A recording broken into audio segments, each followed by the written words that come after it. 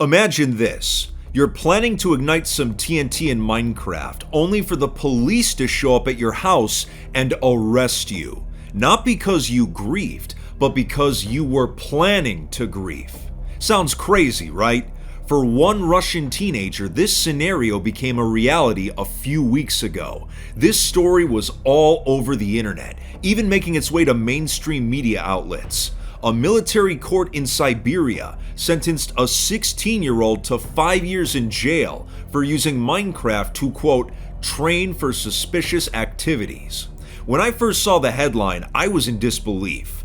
I've covered the topic of griefing in Minecraft for many years on this channel, but I've never heard of a massive real-life penalty being given to a griefer before, which is why after reading the initial news story, I was skeptical. Was Minecraft griefing really the crime in this case? Or was there more going on beyond the headlines? It felt like we weren't getting the real story. Most of the articles in English didn't actually specify how Minecraft was involved beyond what was said in the headlines, so I knew we had to dig deeper to find the real story, and the rabbit hole went much deeper than I was expecting. Today we are analyzing the story of one Russian teenager's lengthy prison sentence over Minecraft, and doing our best to dissect the truth from an otherwise outrageous headline. How much of this is actually real, and how much is just a catchy title trying to get clicks on news sites? So what led to these Russian teenagers getting arrested over Minecraft griefing, and how much of this story is actually truth? Well, it's complicated, so I do have to put a disclaimer. Per YouTube guidelines, all discussion of criminal activity in today's video is for educational purposes. All information, photographs, and names have been taken from public sources. The faces of those involved have been censored. That being said, let's begin. On February 10th, 2022, news articles started circulating about a Russian teenager being sentenced to 5 years in prison over Minecraft. It was first reported by The Guardian before eventually being covered by other news outlets. Allegedly, the Russian teenager and two of his friends had been communicating on their phones and planned to create a replica of an FSB building in Minecraft. Once finished, they would then proceed to blow it up with TNT.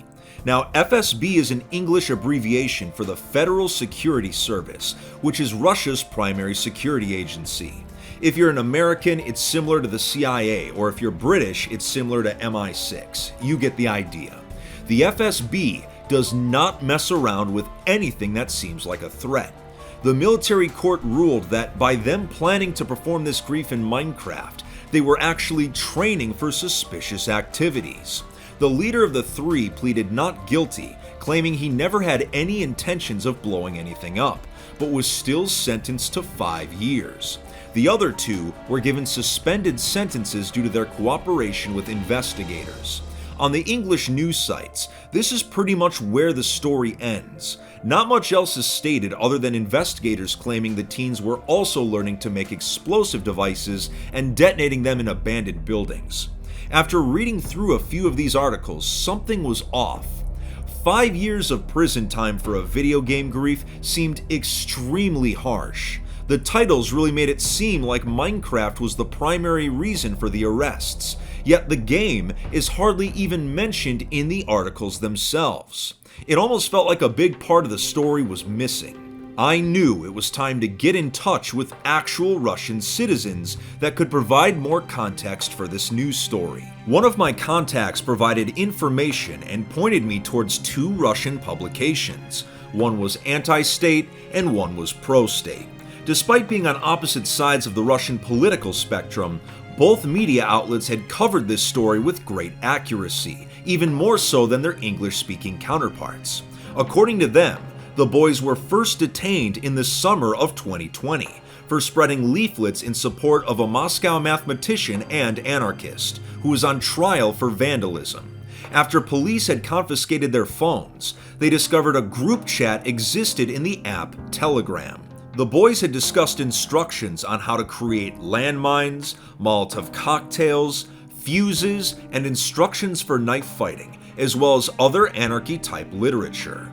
Not only were these discussions taking place, but they had been posting videos of themselves using some of the explosives. At some point in the chat, it was mentioned that they should blow up an FSB building in Minecraft. Some have speculated that this could have been a form of the "in Minecraft" meme. If you don't know, over the past few years, adding "in Minecraft" at the end of posts on social media has become a method to bypass platform terms of service, a practice that started on 4chan back in 2018. For example, if you went on a website like Twitter and posted that you were going to beat someone up, that could be considered a threat, and your Twitter account could be suspended or even banned. But if you said you were going to beat someone up in Minecraft, it implies that there is no actual threat, and therefore the messages are less likely to be reported. Since Minecraft is one of the most popular video games in the world, talking about doing something in-game makes the message seem more innocent. Of course, adding this phrase at the end of a threat does not suddenly protect someone from legal ramifications. It can still be seen as a threat, and pretty much all security agencies have caught on to this meme. But this is how Minecraft was brought up in their group chat. And while the boys claimed that that part of the conversation was a joke, prosecutors saw it as a legitimate threat, and just another part of the mountain of evidence against them. The entire ordeal came to be known as the Kansk affair, with some Russian human rights groups claiming the entire case was a form of political persecution against the boys. But eventually, the court produced a verdict: guilty. Many on Russian social media claimed that the boys were just being boys, and that this was a major overreaction to what was simply juvenile delinquency. Others defended the decision of the courts, saying that their actions were legitimately dangerous and a threat. Regardless of whether the boys were innocent or guilty, there's a clear issue here. Minecraft had played only a small role in this story, so why did every English-speaking website make it seem like Minecraft griefing was the sole reason for the arrests? It's simple. Media outlets completely stripped this story of all political context and backstory, just so they could focus on Minecraft as clickbait for their articles. A story about Russian teenagers getting arrested for making dangerous materials won't get people to read a news story, but saying they were arrested for a Minecraft grief instantly raises eyebrows and gets people to click. The majority of these articles were incredibly misleading about what the real story was about. If you only read the headlines, you'd have no idea that an alleged Minecraft threat was just one of many pieces of evidence that were used by the prosecutors, and that human rights groups claimed the entire case was a sham, created as a form of political persecution. There's actually more to this story that I couldn't discuss because of YouTube's terms of service, so I highly suggest you look more into it and make your own judgments. If you found this video informative, make sure to leave a like and hit that subscribe button. Also make sure to follow my socials, so take it easy Fit Fam and stay informed out there.